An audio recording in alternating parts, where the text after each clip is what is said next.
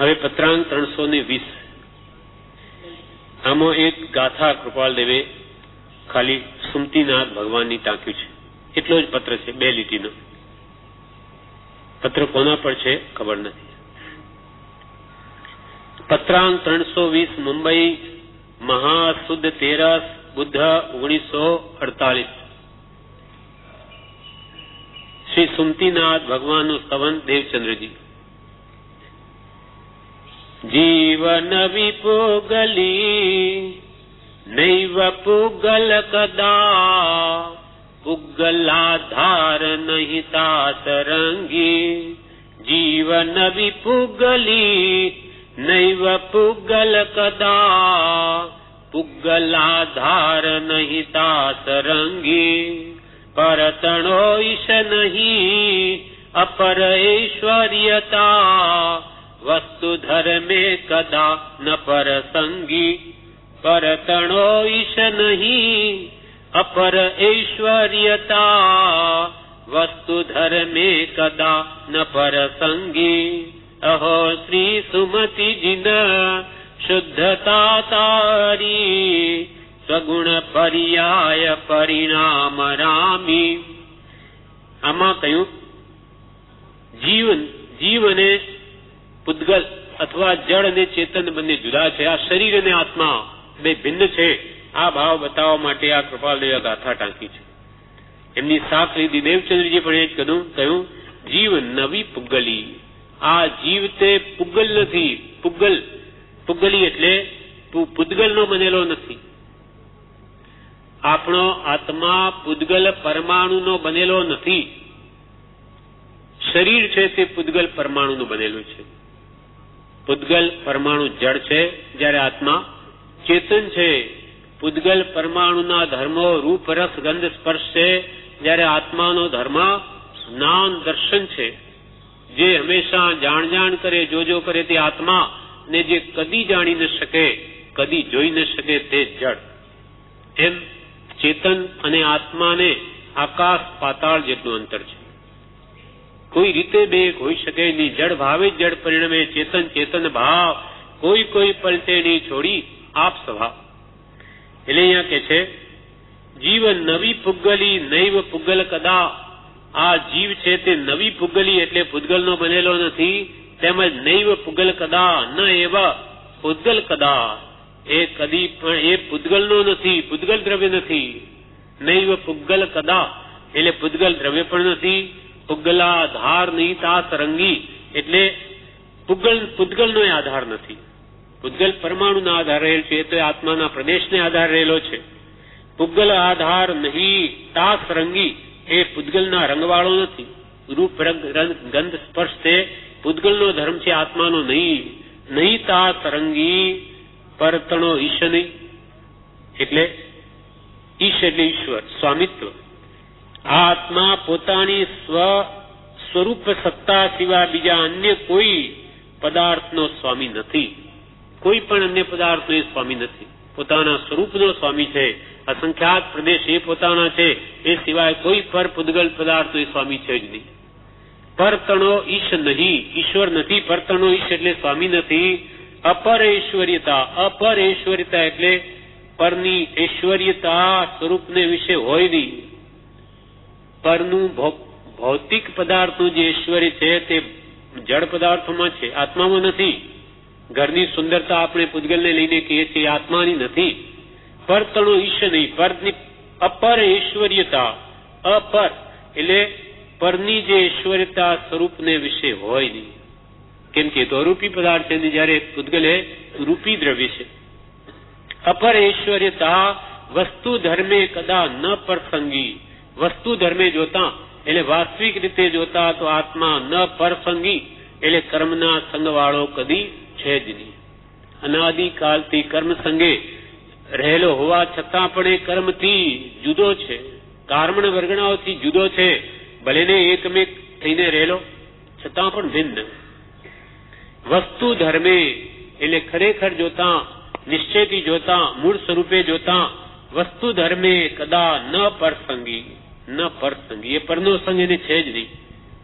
અહો શ્રી સુમતિજીને શુદ્ધતા તારી, પત્રાંક 321 મુંબઈ મહાવદ બીજ રવિ 1948.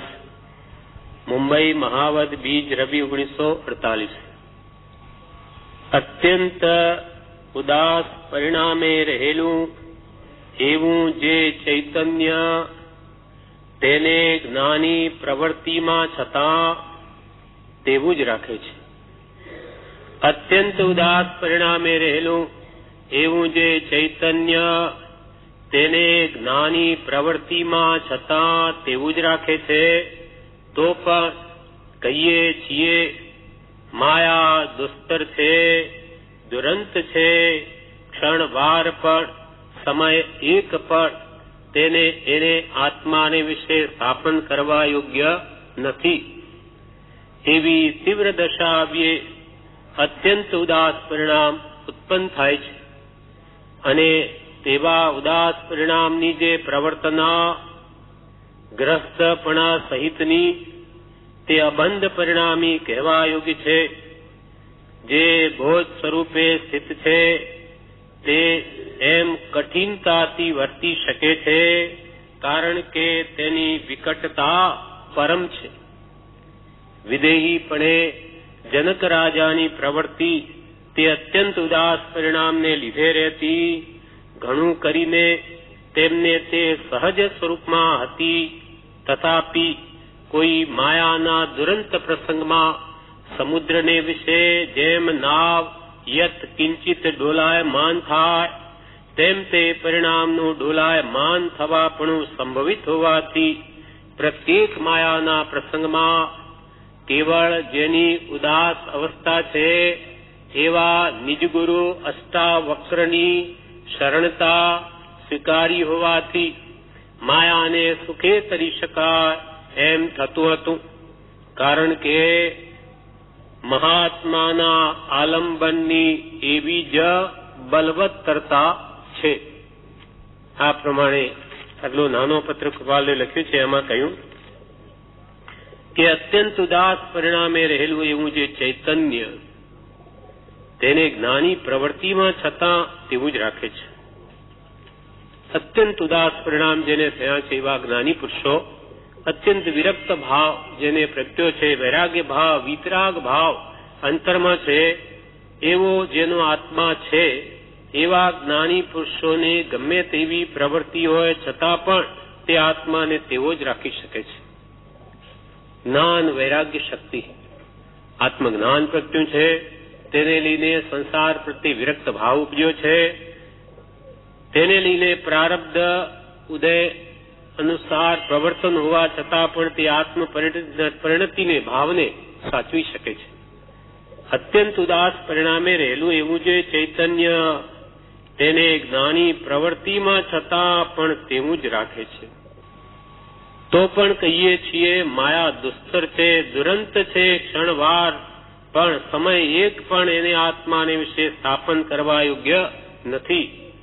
ભલે ને જ્ઞાની પુરુષ એવી ભીડમાં પણ પોતાના આત્માને સાચવી શકે, તો પણ કૃપાલ કહે છે કે આ જગતની મોહ માયા દુસ્તર છે, ભયંકર છે, દુઃખે કરીને તરી શકાય એમ છે.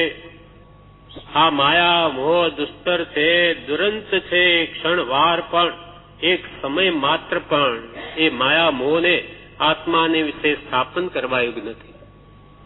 ભરત ચક્રવર્તી જેવા 6 ખંડનું રાજ્ય સંભાળતા છતાં પણ અંતરંગમાં જેને સમરસ ઘટાઘટી સી, અંતર પરિણતિમાં તો હટાહટી સી, એટલે બાહ્ય ભાવથી છૂટીને અંતરમાં રહેવાનો જ જેનો સદા ભાવ છે, જેને રાજ્ય કરવું જ નહોતું.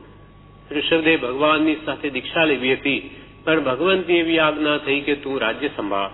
આ યુગલિયા હમણાં જ પાંસરા થયા છે, તારે એવો ઉદય છે એમ કરીને દેવી ભગવાનની આજ્ઞા ઉપાસ્ય છે.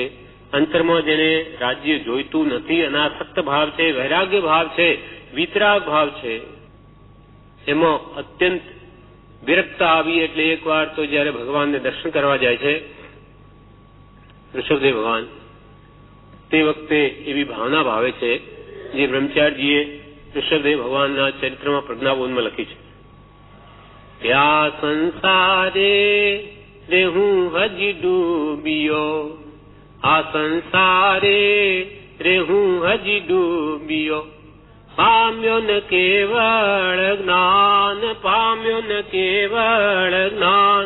ક્યારે ક્યારે દેહે પ્રભુ આપશો, ક્યારે ક્યારે દેહે પ્રભુ આપશો. આ બાળકને અભાન, આ બાળકને અભાન. જાગો હે જીવો રે મોહ કરો પરો, જાગો હે જીવો રે મોહ કરો પરો. પરો એટલે દૂર કરો. હે જીવો તમે જાગ્રત થાઓ, મોહને દૂર કરો. ભરત ચક્રવર્તી જેવા એવી ભાવના ભગવાન પાસે ભાવે છે કે આ સંસારે હું હજી ડૂબ્યો. હે ભગવંત, હું હજુ આ સંસારમાં ડૂબેલો છું, પામ્યો ન કેવળ જ્ઞાન. ક્યારે ક્યારે રે હે પ્રભુ આપશો આ બાળકને ભાન, આ બાળકને પ્રભુ ક્યારે ભાન આપશો. વળી બીજી ગાથામાં એ ભાવ કે છે, એક અતુલો રે રડવડુ રાજ્યમાં. મારા 98 ભાઈઓ પણ દીક્ષા લઈને ચાલ્યા ગયા, બાહુબલી પણ આવી ગયા, હું એકલો જ રહ્યો. પિતા ગયા, બધા જ ગયા.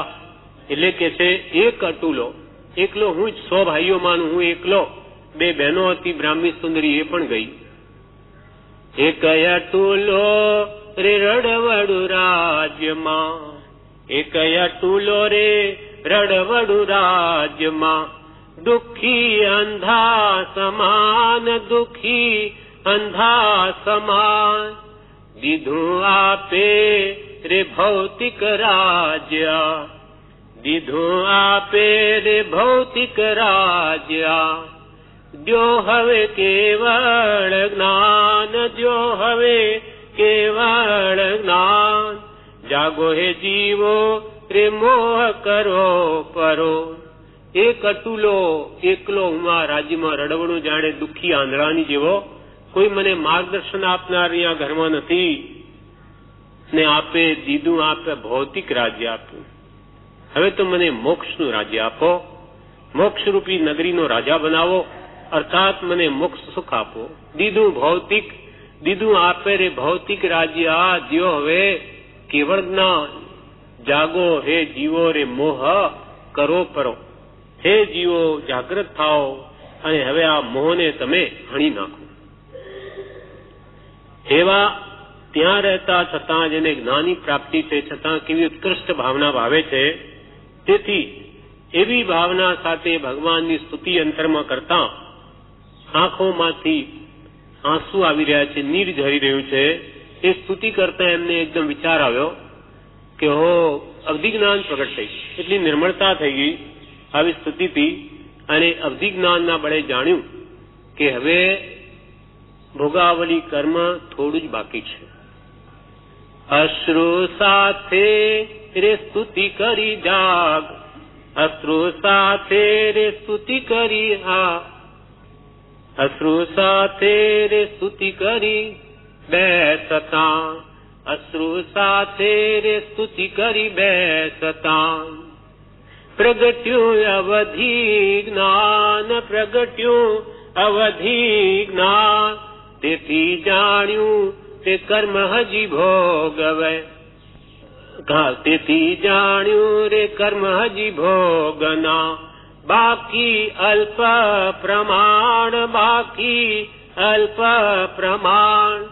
જાગો હે જીવો રે મોહ કરો પરો.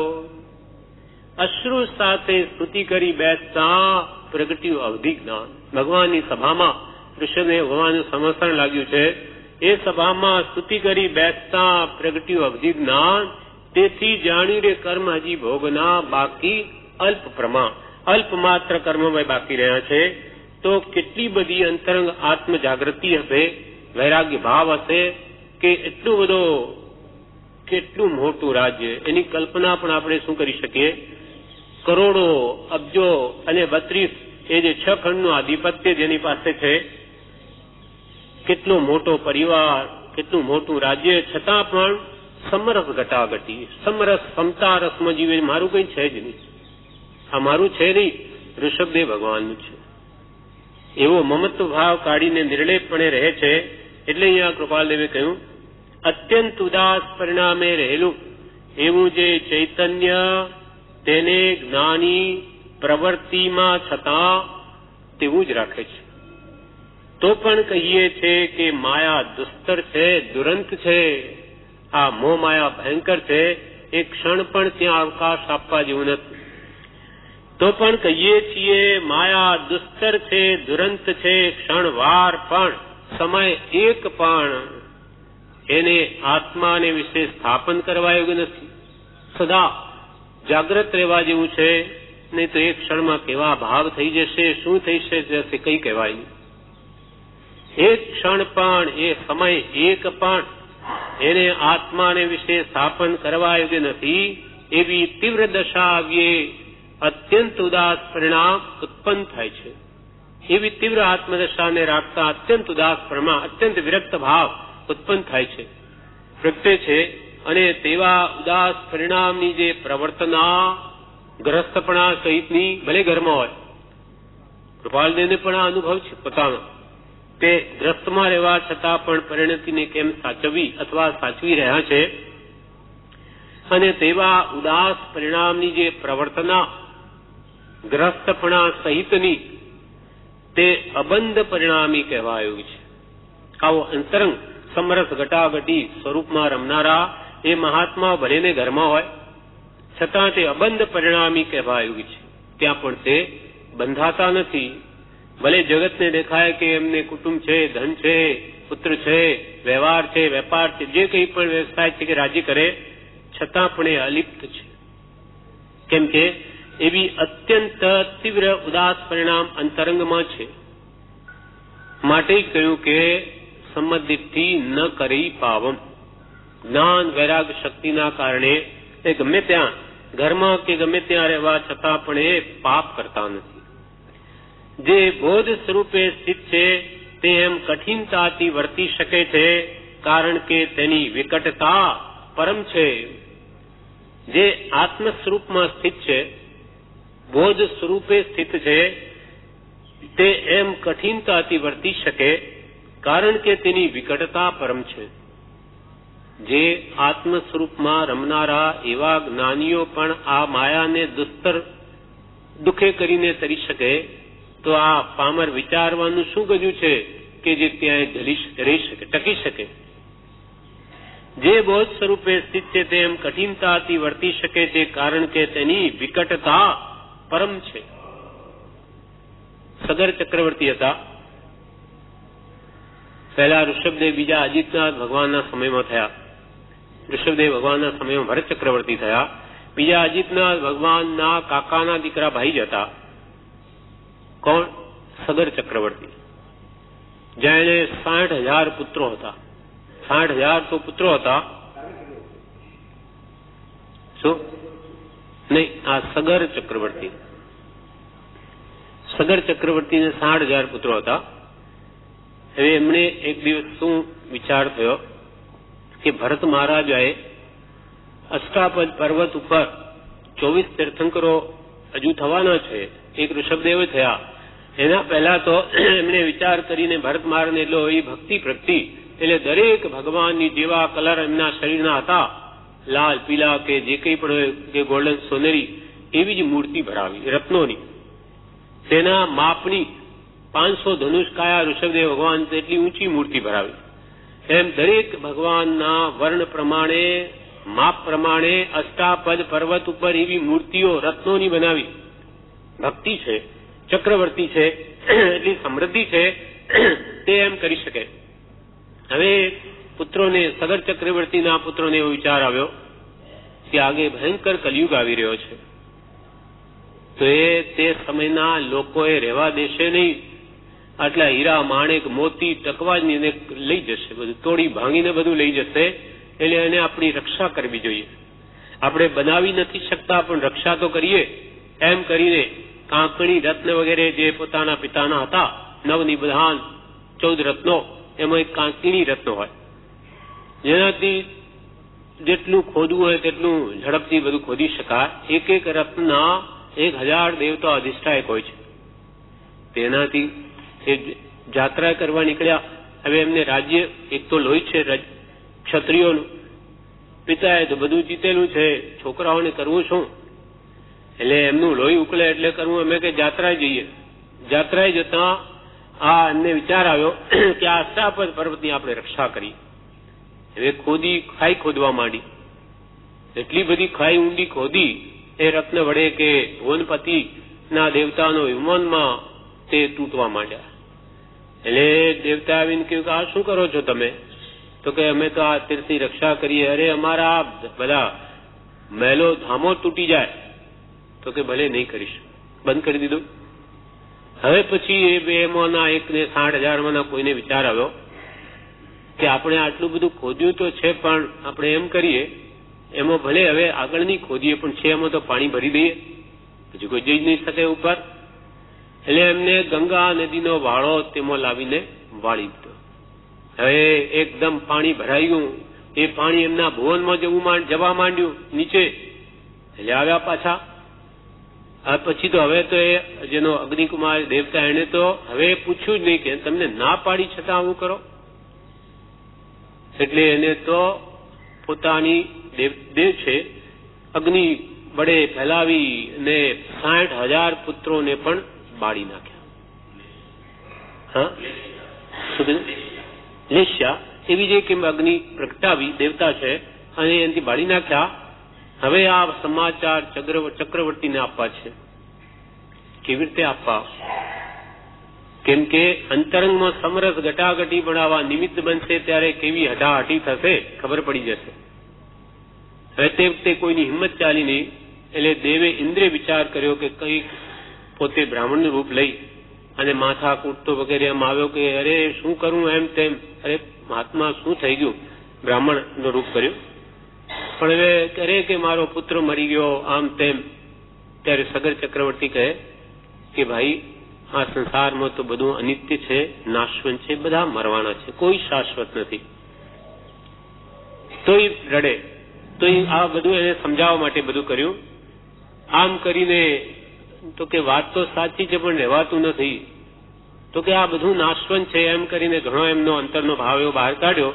અને આ કહીને છેલ્લે એમણે કહી દીધું કે મહારાજ આપના 60,000 પુત્રો બધા જ અષ્ટાપદ પર્વતની રક્ષા કરવા માટે ખાઈ ખોદીને તેમાં પાણી વાળ્યું. તો દેવે એ ભવનપતિના વિમાનોમાં પાણી જતા એ 60,000 પુત્રોને મારી નાખ્યા છે.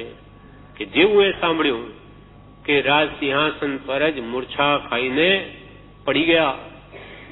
60,000 પુત્રો બધા જ મરી ગયા. એમ એક એવી કઠિનતા છે માયાની કે એવા જ્ઞાની પુરુષોને પણ તુરંત દુઃખે કરીને તરવા દે છે. આ તો આત્મજ્ઞાની છે, ફરી આત્મબળે કરીને જાગૃતિ મેળવી અને સ્વસ્થ થઈ ગયા. પણ સામાન્ય માણસનું કામ નથી કે આવા મોહમયી એવા મુંબઈમાં રહીને મોહને જીતી શકે. એવું કૃપાળદેવે કર્યું છે. એટલે પોતે અનુભવથી કહે છે જે બોજ સ્વરૂપે સ્થિત છે એમ કઠિનતાથી વર્તી શકે છે કારણ કે તેની વિકટતા પરમ છે. હવે જનક રાજાનું કૃપાળદેવ દૃષ્ટાંત આપે છે. વિદેહીપણે જનક રાજાની પ્રવૃત્તિ તે અત્યંત ઉદાસ પરિણામને લીધે રહેતી. ઘણું કરીને તેમને તે સહજ સ્વરૂપમાં હતી. તથાપી કોઈ માયાના દુરંત પ્રસંગમાં સમુદ્રને વિશે જેમ નાવ યત કિંચિત ડોલાયમાન થાય તેમ તે પરિણામનું ડોલાયમાન થવા પણ સંભવિત હોવાથી પ્રત્યેક માયાના પ્રસંગમાં કેવળ જેની ઉદાસ અવસ્થા છે એવા નિજ ગુરુ અષ્ટા વક્રની શરણતા સ્વીકારી હોવાથી માયાને સુખે તરી શકાય એમ થતું હતું. કારણ કે મહાત્માના આલંબનની એવી જ બલવત્તરતા છે. જનક વિદેહી, જનક રાજા એ પણ દેહમાં જ રહેલા છે છતાં પણ વિદેહી, દેહાતીત દશા છે જેની રાજ્ય કરે છે. જનક વિદેહીપણે જનક રાજાની પ્રવૃત્તિ તે અત્યંત ઉદાસ પરિણામને લીધે રહેતી. અત્યંત વિરક્ત ભાવે રહેતા હતા. એમને શ્રી ગુરુ અષ્ટાવક્રને બધું અર્પણ કરી દીધેલું. એ પણ કેવી રીતે બન્યું? તો કે એકવાર જનક રાજાને સ્વપ્ન આવ્યું. સપનામાં પોતે ભિખારી બની ગયા. સપનામાં એ પણ કેવી રીતે ભિખારી બન્યા છે અને ભીખ માંગવા જાય છે. તો એક જણ સદાવ્રતમાં દાન આપે છે, તો ત્યાં ભિખારીનું ટોળું છે. એ ટોળામાં પોતે પણ ટોળામાં ગોઠવાઈ ગયા. પણ જ્યારે બધાને એ ભીખ મળતા મળતા એમનો નંબર આવ્યો તેટલામાં ખલાસ થઈ ગયું આપવાનું, જે મળ્યું નહીં. એટલે એના બાજુમાં જેને પહેલા મળ્યું એને એમાંથી થોડુંક આપ્યું કે લે તું. આ લઈને જેવા આવતા હતા તેટલામાં એક બળદનો કે ઠેસ વાગી બળદની, એટલે એ પણ ઢોળાઈ ગયું. એ જેવું ઢોળાઈ ગયું એટલે એકદમ આમનો આત્મા ચોંક્યો સપનામાં અને જાગૃત થઈ ગયો. અરે માંડ ખાવાનું મળ્યું ને એ ઢોળાઈ ગયું. હવે એમને થયું કે અરે આ શું, હું આવું ખેદ કરતો હતો તે સાચું કે આ સાચું? હમણાં હું ભિખારી હતો અને હવે જાગૃત થયો, હવે રાજા છું, તો આ રાજપણ્યું સાચું કે આ ભિખારીપણું સાચું? 500 પંડિતો હતા, બોલા બધાને સભામાં બોલાવ્યા બીજે દિવસે અને કહ્યું કે આનો જવાબ આપો, આ સાચું કે તે સાચું? હવે કોણ સમજી શકે શું સાચું, આ કે તે? એનો જવાબ આપો. 6 મહિનાનો સમય આપવામાં આવે છે. એનો જવાબ નહીં મળશે તો બધાની શિક્ષા કરવામાં આવશે. બધાએ ઘણું વિચાર્યું, ઘણું ચોપડામાં જોયું, આ સાચું તે સાચું શું? હવે અંતે એક વખતે 5 દિવસ પૂરા થવા આવ્યા. છેલ્લે દિવસે અષ્ટાવક્ર ના પિતા જે એક પંડિત છે એ વિચારમાં પડીને બેઠા છે કે શું કરવું, હવે કાલે શિક્ષા થશે. એટલે એમના પુત્ર અષ્ટાવક્રે પૂછ્યું કે શું છે પિતાજી, કેમ આજે ઉદાસ જણાવો છો? તો કે આ જવાબ કાલે આપવાનો છે, આ સાચું કે તે સાચું? ત્યારે એ અષ્ટાવક્ર જ્ઞાની છે, એને એમને પિતાને કહ્યું કે એનો જવાબ હું આપીશ. હવે એ બધા એના પિતા વગેરે બધા ત્યાં રાજ દરબારમાં ગોઠવાઈ ગયા છે અને એ પોતે આવે છે છેલ્લા અષ્ટાવક્ર કે જેના 8 અંગ વાંકા છે. એ જેવા આવવા લાગ્યા ત્યારે બધા એમને જોઈને બધા હસી પડ્યા કે જુઓ આ માણસ વામન વત્તા 8 અંગ વાંકા, એની ચાલ જુઓ અને બધું અંગ જુઓ. બધા હસી પડ્યા. ત્યારે અષ્ટાવક્ર પણ હસી પડ્યા અને બોલી ઉઠ્યા કે અરે હું આ ચમારોની સભામાં ક્યાંથી આવી ચડ્યો? આ બધા ચમાર લોકો છે, ચામડિયા છે, એ મારું ચામડું જુએ અહીંયા ક્યાં આવી ચડ્યો? અને પાછા વળવા માંડ્યા. ત્યારે રાજા જનકે કહ્યું કે પધારો મહારાજ. ફરીથી આવે છે, આસન આપે છે, પછી પૂછે છે રાજા કે આ પ્રશ્ન આ છે કે આ સાચું કે તે સાચું? એટલે અષ્ટાવક્રે કહ્યું કે આ સાચું તો તે પણ સાચું, અને તે સાચું તો આ પણ સાચું, અને તે ખોટું તો આ ખોટું. આટલામાં સમજાઈ ગયું. અષ્ટાવક્રને જનક રાજાને વાત બેસી ગઈ. પ્રશ્ન હલ થઈ ગયો કે જો એ પેલું સપનું સાચું ભિખારીપણું તો આ સાચું, આ સપનું જ છે. પેલું અડધા કલાકનું 5 કલાકનું સપનું તો આ 5-50 વર્ષનું સપનું છે. પછી આ જેમ સપનું નાશ થયું ગયું તેમાં રાજ્ય પણ જશે અને 5-25 વર્ષ પછી કઈ રહેશે નહીં આમાંનું. આપ મોએ ડૂબ ગઈ દુનિયા. પછી ભલે ને રાજ્ય ત્યાં હોય પણ એના માટે તો એ કઈ છે નહીં. એ વાત બેસી ગઈ કે જો સપનું સાચું છે તો આ રાજ્ય પણ સાચું છે, અને જો એ સપનું ખોટું છે તો આ રાજ્ય પણ ખોટું છે, નાશવંત છે. એમ વૈરાગ્ય ઉત્પન્ન થતા અષ્ટાવક્રને બધું અર્પણ કરી દીધું. તન મન ધન બધું અર્પણ કરીને એ તો ચાલવા માંડ્યા ઘોડા પર બેસીને. ત્યારે અષ્ટાવક્ર ગુરુ કહે કે ક્યાં ચાલ્યા? ઘોડો કોનો? તો કહો ભગવંત આપનો, મારો નહીં. તો આજ્ઞા વગર જ જાણે પછી ખ્યાલ આવી ગયો કે હું આજ્ઞા વગર ચાલવા માંડ્યો. એમનો ઘોડો છે, મને ક્યાં કહ્યું છે તું ઘોડા પર બેસીને જા, લઈ જા? એટલે પાછા ઉતરવા જાય છે. પગ પાંગડે ને બ્રહ્મ ઉપદેશ. અષ્ટાવક્રે દેહથી આત્મા ભિન્ન છે, આ આત્માનું કઈ જ નથી રાજ્ય નથી, શરીર પણ નથી, તો આ ઘોડા કે આ રાજ્ય માલ મિલકત ક્યાંથી હોઈ શકે? એ તે વખતે બ્રહ્મ ઉપદેશ આપીને આત્માનો ભેદ જ્ઞાન કરાવે છે. અને પછી ગુરુ શિષ્યને એવી આજ્ઞા કરે છે કે આ રાજ્ય તે અર્પણ કર્યું તે અમારું છે, પણ અમારી આજ્ઞા છે કે આ રાજ્ય તમારે સંભાળવું. આ રાજ્ય તમારે સંભાળવું. એટલે શું કર્યું ગુરુએ? લે નહીં, ગુરુને શું કરવું છે? પણ એનામાંથી મારાપણાની માન્યતા કઢાવી લીધી. આ રાજ્ય તમારું નહીં. એટલે હવે એના અંતરમાં જ્યારે જ્યારે કૃપાલ એક પત્રમાં લખે છે કે જ્યારે જ્યારે એ પોતે રાજ્ય કરે છે, કોઈ પણ કાર્ય કરે છે, તે પહેલા યાદ કરે છે કે આ ગુરુની આજ્ઞા પ્રત્યેક કાર્યના પ્રારંભમાં તે પુરુષને સંભાળવો કૃપાલ તે સમીપ જ છે એમ એ સંભાળે છે. યાદ કરે છે કે આ ગુરુની આજ્ઞા છે કે હું કરું છું, આ ગુરુનું છે, મારું નથી. એવા નિર્મમત્વ ભાવે વૈરાગ્ય અત્યંત હોવાથી એ રાજ્ય કરતા છતાં પણ અલિપ્ત ભાવે રહે છે, લેપાતા નથી. એટલે વિદેયીપણે જનક રાજાની પ્રવૃત્તિ તે અત્યંત ઉદાસ પરિણામને લીધે રહેતી.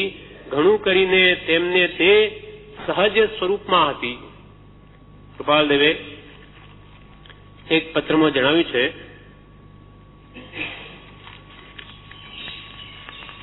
જનક વિદેય વિશે કહ્યું છે પત્રાંક 218 કે જનક વિદેહી સંસારમાં રહ્યા છતાં વિદેહી રહી શક્યા એ જોકે મોટું આશ્ચર્ય છે, મહા વિકટ છે. તથાપી પરમ જ્ઞાન માં જ જેનો આત્મા સદાકાર છે તેને જેમ રહે છે તેમ રહ્યું જાય છે. કૃપાલે લખે છે કે જનક વિદેહી સંસારમાં રહ્યા છતાં વિદેહી રહી શક્યા એ જો કે મોટું આશ્ચર્ય છે, મહા વિકટ છે. તથાપી પરમ જ્ઞાનમાં જેનો આત્મા સદાકાર છે, જેનો આત્મા હંમેશા પરમ જ્ઞાનમાં પાંગડે પગને બ્રહ્મ ઉપદેશ થયો છે. આત્મા માં રમણતા કરતો હોવાથી પરમ જ્ઞાનમાં જેનો આત્મા સદાકાર છે તેને જેમ રહે છે તેમ રહી જાય છે. તેમ કૃપાલદેવ પણ ગમે તેવા મુંબઈમાં કે વેપારમાં કે ઘરમાં રહ્યા છતાં પણ રહી શકાય છે. જનક વિદેહીપણે દેહ રહિતપણે દશાએ અમે દેહધારી છીએ કે કેમ તે સંભાળીએ ત્યારે માંડ જાણીએ છે એવી દશા કૃપાલદેવની છે. એવી આ જનક વિદેહી છે. એટલે અનુભવથી કૃપાલ કે જેમ રહી શકાય છે. જનક વિદેહી સંસારમાં રહ્યા છતાં વિદેહી રહી શક્યા જો કે મોટું આશ્ચર્ય છે, મહા વિકટ છે. તથાપી પરમ જ્ઞાનમાં જેનો આત્મા સદાકાર છે તેને જેમ રહે છે તેમ રહ્યું જાય છે. અને જેમ પ્રારબ્ધ કર્મનો ઉદય તેમ વર્તતા તેમને બાદ હોતો નથી.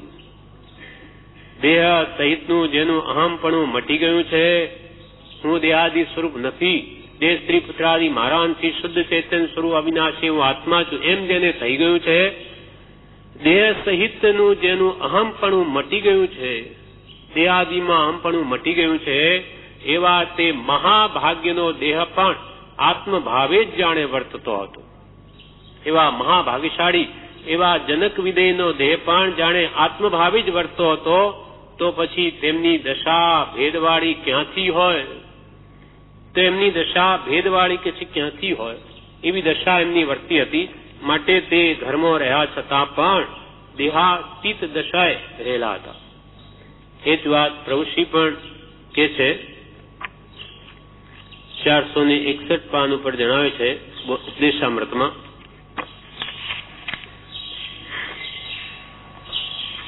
કે જગત આત્મા રૂપ જોવામાં આવે તે કેમ દેખાશે? પ્રભુશ્રી કહે ફેરવવાનું શું છે સમજણ. જનક વિધિને શું ફર્યું હતું? સમજણ. જગત આત્મા રૂપ જોવામાં આવે, બધા જ આત્મા છે એમ જગત આત્મા રૂપ જોવામાં આવે તેમ કેમ દેખાશે? પ્રભુશ્રી પ્રશ્ન કરે કેમ દેખાશે? તો કે ફેરવવાનું શું છે?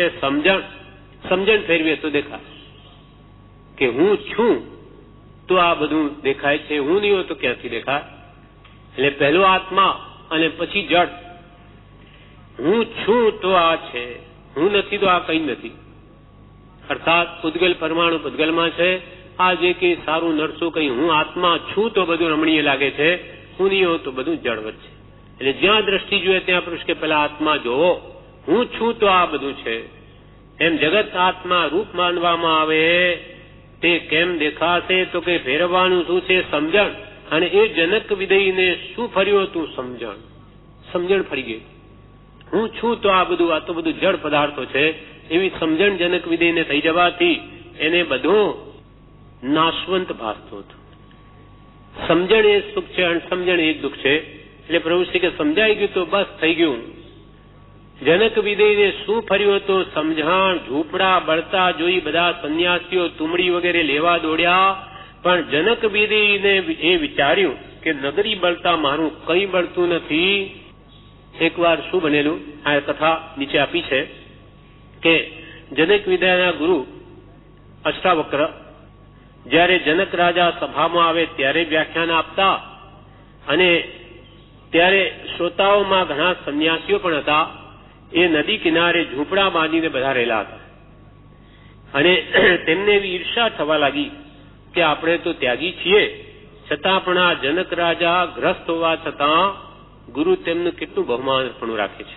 કેમ કે રાજા છે માટે એ આવે ત્યારે જ વ્યાખ્યાન શરૂ કરે. આ વાત ગુરુના સમજવામાં આવી. ગુરુ તો એમના ગુણો જોઈને કરતા હતા, કઈ રાજ્ય પદવી જોઈને નહીં. તેથી એક દિવસે પરીક્ષા કરવા શું કર્યું, બધાને શિક્ષા આપવા કે નદી કિનારે ઉપર બધા ઝૂંપડાઓ બળતા દેખાડ્યા કે તે સંન્યાસીઓ બધા તુંબડા, કપડા, માળા, આસન વગેરે લેવા દોડ્યા. તુચ્છ જેવી વસ્તુ, એને તુંબડા, એની માળા કે લંગોટીઓ વગેરે નહીં જેવી વસ્તુ માટે એ પોતાના ગુરુનો ઉપદેશ મૂકીને દોડ્યા લેવા. એટલે એવી તુચ્છ વસ્તુ પ્રત્યે પણ એમને રાગ રહ્યો. જ્યારે બીજે દિવસે હવે જનક રાજા બીજે દિવસે શું કરે છે ગુરુ? બીજે દિવસે જનક રાજા જયારે સભામાં આવ્યા ત્યારે મિથિલા નગરી બળતી દેખાડી, પણ જનક રાજાએ કહ્યું કે મારું કંઈ બળતું નથી એમ કરી વ્યાખ્યાનમાં શાંતિથી બેસી રહ્યા. ગુરુની આજ્ઞા લોપીની ગુરુના વચનને મૂકી દઈ અને આખી મિથિલા નગરી, રાણીવાસ બધું જ બળતું બતાવ્યું. શ્રી ગુરુએ માયાથી લબ્ધિથી પણ ઉઠ્યા નહીં, મારું કંઈ બળતું જ નથી. આ ઘર, મકાન, મહેલ, સ્ત્રીઓ, પ્રમદા કે પુત્રો બધું મારું કંઈ છે જ નહીં. મારું તો એક આત્મા છે એવું જ એને દ્રઢ થઈ ગયું છે અંતરમાં. એટલે એ તાપસોને પણ સમજાય ગયું કે ઓહો, જ્ઞાન તો એનામાં પરિણમ્યું છે, આપણામાં નહીં.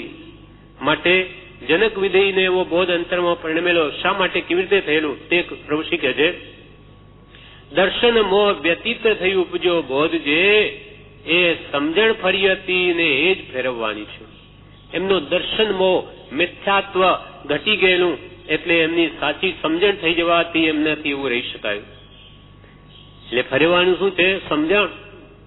મિથ્યા માન્યતાઓ ફેરવી નાખે દે તે હું નહીં, આ બધાનાદી મારા નહીં, તો બસ થઈ રહ્યું.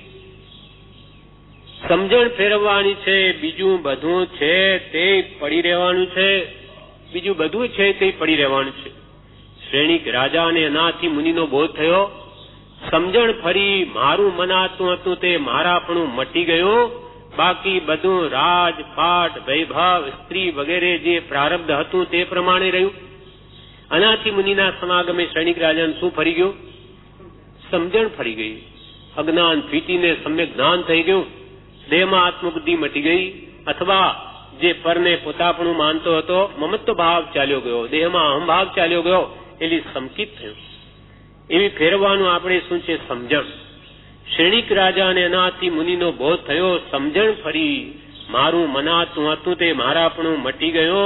બાકી આ જનક વિદયનું કે શ્રેણિક મહારાજનું રાજ, પાટ, વૈભવ, સ્ત્રી વગેરે જે પ્રારબ્ધ હતું તે તો તે પ્રમાણે રહ્યું. એ ક્યાં ગયું? એ તો છે ત્યાં છે, પણ એના પ્રત્યે રહેલો જે મારાપણાનો ભાવ એ ચાલ્યો ગયો. તેને લઈને મારામાં નિજમાં નિજ બુદ્ધિ થઈ અને પરમાં પરબુદ્ધિ થઈ, એટલે આત્માનું જ્ઞાન થઈ ગયું. માટે અહીંયા કે છે કૃપાલદેવ, વિદયીપણે જનક રાજાની પ્રવૃત્તિ તે અત્યંત ઉદાસ પરિણામને લીધે રહેતી. ઘણું કરીને તેમને તે સહજ સ્વરૂપમાં હતી, તથાપી કોઈ માયાના દુરંત પ્રસંગમાં સમુદ્રને વિશે જેમ નાવ યત્કિંચિત ઢોલાયમાન થાય તેમ તે પરિણામનું ઢોલાયમાન થવા પણ સંભવિત હોવાથી પ્રત્યેક માયાના પ્રસંગમાં કેવળ જેની ઉદાસ અવસ્થા છે એવા નિજગુરુ અષ્ટાવક્રની શરણતા સ્વીકારી હોવાથી માયાને સુખે તરી શકાય એમ થતું હતું. એમને પણ કંઈ પણ એવું આવે તો એ અષ્ટાવક્રનું શરણ લેતા હતા, શ્રી ગુરુનું. એને લઈને એ માયાને સુખે તરી શકતા હતા. જેની ઉદાસ અવસ્થા છે હંમેશા એવા અષ્ટાવક્ર નિજગુરુ અષ્ટાવક્રની શરણતા સ્વીકારી હોવાથી માયાને સુખે તરી શકાય, માયાને સુખે તરી શકાય એમ થતું હતું. કારણ કે મહાત્માના આલંબનની એવી જ બલવત્તરતા છે. મહાત્મા પુરુષોને શરણની એટલી બધી બળવાનપણું છે એટલું કે ગમે તેવી માયા હોય તેને પણ સુખે તરી શકા. એના માટે આ ભાવમાં બ્રહ્મચારીજીએ આપણને એક ઉપદેશ આપ્યો છે કે જેમ જનક વિદેહી પોતાના ગુરુ અષ્ટાવક્રનું શરણ લેતા હતા તેમ આપણે પણ મૂંઝવણના સમયમાં આપણા ગુરુ પરમ કૃપાળુ દેવનું શરણ લેવું એમ કે છે. એ પત્રાંક 566 પત્ર સુધામાં જણાવે છે કે ધીંગ ધણી માથે કિયારે કુણગંજે નરખેઠ વિમલજીન દીઠા લોયણ આજ એમ પરમ ઉપકારી પરમ પૂજ્ય પ્રભુશ્રીને મુખેથી ઘણી વખત સાંભળ્યું છે કે ધીંગ ધણી માથે કે ધીંગો ધણી માથે કર્યો છે. પરમ કૃપાળુ દેવા જેવા આપણે માથે ધણી છે આપણે શું ફિકર છે એમ કે જે પ્રભુશ્રીના મુખેથી ઘણી વાર સાંભળ્યું છે. વળી તે એમ પણ કહેતા પ્રભુશ્રીજી એમ બ્રહ્મચારીજી કહે છે વળી તે એમ પણ કહેતા કે કર્મ તો બકરા છે, સિંહની ત્રાડ સાંભળે તો ગમે તેટલા એકઠા થઈ ગયેલા હોય બકરા તે બધા ભાગી જાય. તેમ કર્મનું ગમે તેટલું પ્રબળપણું વર્તમાનમાં જણાતું હોય તો પણ તેની સામે થવાનો જીવનો જો નિશ્ચય થયો તો ગમે ત્યારે વહેલે મોડે તે કર્મને તો જવું જ પડશે. કર્મ પ્રવૃત્તિ બકરા છે, આત્મા સિંહ જેવો છે. એ જો સિંહ જેવો થઈને જો ત્રાડ પાડે એટલે કે કોઈ પણ હિસાબે મારે કર્મરૂપી બકરાને હટાવવા જ છે તો એ જરૂર કરી શકે છે. પણ પોતે જ પોતાને બકરું માની બેઠો, પોતાની જાતને ઓળખે તો કે હું અનંત શક્તિ વાળો છું, નામ દર્શન સુખ વીર્યનો સ્વામી છું, અનંત શક્તિ વાળો. એ ભાવ પોતાને સમજાઈ જાય અને કર્મનું મારી આગળ કઈ જોર ચાલી શકે નહીં એમ જો નિશ્ચય કરે. પણ સિંહની ત્રાડ ની સાંભળીને તે બકરા ભાગી જાય તેમ કર્મનું ગમે તેટલું પ્રબળપણું વર્તમાનમાં જણાતું હોય તો પણ તેની સામે થવાનો જીવનો નિશ્ચય થયો તો ગમે ત્યારે વહેલે મોડે તે કર્મને તો જવું જ પડશે. અને આત્મા તો ત્રિકાળ અબાધિત રહેનાર છે. આત્માને કોઈ કાળે બાધા આવે એવી નથી, કેમ કે એ તો બાધા પીડા રહિત્યનું સ્વરૂપ છે, અભ્યાબાદ સ્વરૂપ છે, એને કોઈ આંચ આવી શકે નહીં. આત્માનો વાળ વાંકો કરનારા જગતમાં કોઈ નથી. એ આત્માને કોઈ છેદી કે ભેદી નહીં શકે. છેદાતો ભેદાતો હોત તો આજે તો નાશ થઈ ગયો. અનંતકાળના પરિબળમાં એક પ્રદેશ પણ જેનો ઘસાયો નથી એને કોઈ કર્મ વર્ગણાઓ કંઈ કરી ન શકે. તેનો વાળ વાંકો કરવા કોણ સમર્થ છે? માત્ર જીવ પર વસ્તુની મહત્તામાં વીર્યહીન થઈ તેની જ રટના કર્યા કરે છે, તેની ઝૂરણા કર્યા કરે છે, તેને સંભાળ્યા કરે છે ત્યાં સુધી પોતાના તરફ દ્રષ્ટિ દેવાતી નથી. આ જીવ પોતે બકરા જેવો વીર્યહીન બની જઈ અને પર વસ્તુની મૂંઝવણમાં પડ્યો છે. આ મને મળે તો ઠીક, કેવી રીતે મળે એમ થઈને દીન થઈ ગયો છે. એ પર પદાર્થને સંભાળ્યા કરે છે ત્યાં સુધી પોતાના તરફ દ્રષ્ટિ દેવાતી નથી. પણ એવા મૂંઝવણના પ્રસંગે જેમ જનક વિદેહી સદગુરુ શ્રી અષ્ટાવક્રનું શરણ ગ્રહતા તેમ આપણને પરમ કૃપાળુ દેવની પરમ પુરુષાર્થવંત મૂર્તિનું, તેના પ્રગટ જ્ઞાનાવતાર ગુણનું, તેના ક્ષાયિક સમ્યક દર્શનનું સ્મરણ થાય તો મનને બીજું વિચારવાનો, ખેદનો કે સંકલ્પ વિકલ્પનો અવકાશ જ ન રહે. તેમ આપણે પણ એવા સંસારમાં અનેક મૂંઝવણના પ્રસંગો આવે તે વખતે જો સાચા ભાવથી પરમ કૃપાળુ દેવનું શરણ આપણે લઈએ, અષ્ટાવક્રનું લેતા હતા જનક વિદેહી તેમ, તો આ પરમ કૃપાળુને કેવા છે? પરમ પુરુષાર્થવંત જેની મૂર્તિ છે, પ્રગટ જ્ઞાનાવતાર છે, શાયક સમકીકના જે ધણી છે એનું સ્મરણ કરવાથી મનને બીજું વિચારવાનો, ખેદનો કે સંકલ્પ વિકલ્પનો અવકાશ જ ન રહે. ધીંગ ધણી એવો ધીંગો ધણી માથે ધાર્યો. શાયક સમ્યક દ્રષ્ટિનો, અરે ઘરમાં રહેતા છતાં જે વિતરાગ છે, જ્ઞાનાવતાર છે, પરમ પુરુષાર્થવન છે, એવા પુરુષ પ્રત્યે જો ભક્તિ કે પ્રેમ હોય તો કોઈ એને દુઃખ છે જ નહીં. કેવળ અપાર કષ્ટે ઉત્કૃષ્ટ આરાધના કરી આપણને આદર્શ રૂપ તે પુરુષ પરમ પુરુષ બન્યા છે અને આ કાળના અનંત દોષોથી આપણને ચેતાવ્યા છે. તેની મહત્તા હૃદયમાં ભાસે તો ખરેખર આપણે મહાભાગ્યશાળી છીએ એમ ભાસ્યા વિના ન રહે અને તેને પગલે ચાલવાથી જ સાચું સુખ જરૂર પામીશું એવી દ્રઢતા હૃદયમાં જામતી જાય અને નિર્બળતા દૂર થાય. ઓમ શાંતિ શાંતિ શાંતિ. એટલે પરમ કૃપાળુ દેવે જે અનેક ભાવની જેની આરાધના છે, સાધના છે, એવો કરીને જે ઉત્કૃષ્ટ આરાધના કરીને આપણે પોતે આદર્શ રૂપ બન્યા છે, તે રીતે સંસારમાં રહેતા છતાં વિધેયપણે રહી શકાય છે એવી દશા જેને પ્રાપ્ત કરીને આદર્શ રૂપ બન્યા છે. આ કાળના અનંત દોષોથી આપણને ચેતાવ્યા છે. તેની મહત્તા હૃદયમાં ભાસે, પરમ કૃપાળુનું મહાત્મ્ય હૃદયમાં ભાસે તો આપણે ખરેખર ભાગ્યશાળી છીએ એમ ભાસ્યા વિના રહે નહીં કે આવો પુરુષ મને આવા ભયંકર કલયુગમાં એવું જો મહાત્મ્ય ભાસે ને એની આજ્ઞા આરાધે, એના પગલે ચાલવાથી જ મને સાચું આત્માનું સુખ મળી શકશે એવી દ્રઢતા જો હૃદયમાં જામતી જાય તો જરૂર એની આત્માની નિર્બળતા દૂર થાય અને આત્મા બળવાન થઈ પોતાના અનંત ગુણને જરૂર પ્રગટ કરે. માટે અહીંયા કે છે કે જેની હંમેશા ઉદાસ અવસ્થા છે એવા નિજ ગુરુ અષ્ટા વક્રની શરણતા સ્વીકારી હોવાથી માયાને સુખે તરી શકાય એમ થતું હતું.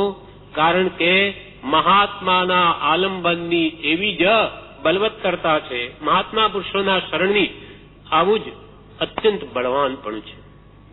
સ્તવનમાં પણ કે છે જે અતિ દુસ્તર જલધિ સમો સંસાર જો, જે અતિ દુસ્તર જલધિ સમો સંસાર જો, તે ગોપદ સમ કીધો પ્રભુ અવલંબને રેલો, તે ગોપદ સમ કીધો પ્રભુ અવલંબને રેલો.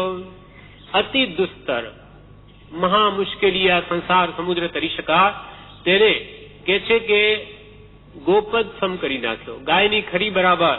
હવે ગાયનું ખરીમાં પાણી ભરાય અને ઓલંગતા શું, એક પગ આમ મૂકો કે ઓલંગાઈ જાય, તેમ જ્ઞાની પુરુષના અવલંબને અતિ દુસ્તર એવો સંસાર સમુદ્ર ગાયની ખરી જેવો બની જાય છે. પણ સાચા શરણ આપનાર ગુરુ મળવા જોઈએ. મળ્યા પછી એનું સાચું શરણ સ્વીકારવું જોઈએ, અર્થાત એની આજ્ઞા પ્રમાણે વર્તવું જોઈએ, તો અનંત દુરંત સંસાર પણ સાવ ગાયની ખરી જેવો બની જાય છે. આપણને એવા પરમગુરુ પરમકૃપાલને મળ્યા છે, એનું સાચું શરણ જો ભાવથી સ્વીકારે તો એને કોઈ ભય નથી. ભલે એને અનંત સંસારમાં અનંત કાળથી નહીં તરી શક્યા પણ આ ભાવમાં તરી શકાય એમ છે. આ વિશે ફરી બ્રહ્મચારીજી બોધામૃતમાં જણાવે છે કે અર્પણતા કરવાની છે. પેજ 291 કહ્યું, બોધામૃત ભાગ 1માં અર્પણતા કરવાની છે.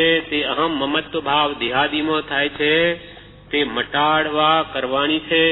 કૃપાળુ દેવે પણ લખ્યું છે કે અર્પણ ભાવ કર્યા પછી મમત્વ ન રહે, ભગવાનને બધું સોંપી દે સાચા ભાવે. આવી અર્પણતા બહુ જ મુશ્કેલ છે.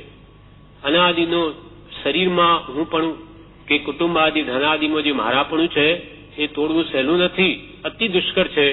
પણ એ મોડે વેલે કર્યા વગર છૂટકો પણ નથી. અને ન છોડે દેહમાં અહમ ભાવ કે પર પદાર્થમાં મમત્વ ભાવ તો જમ છોડાવશે. આ કઈ આપણે મારું મારું કરીએ તેથી કે એની સાથે આવવાનું નથી, તો જ્ઞાનીઓ કે છોડી દે, હમણાં જ્ઞાનીને અર્પણ કરી દે અને એમાંથી અર્થાત મમત્વ ભાવ કાઢી નાખ. જનકે અષ્ટાવક્રને તન મન ધન બધું સોંપી દીધું. જનક રાજાએ અષ્ટાવક્રને તન મન ધન બધું સોંપી દીધું. પછી અષ્ટાવક્રે એને કહ્યું કે તું આ મારું રાજ્યનું કામ કર, આ મારું રાજ્ય છે, હવે તું એ સંભાળ.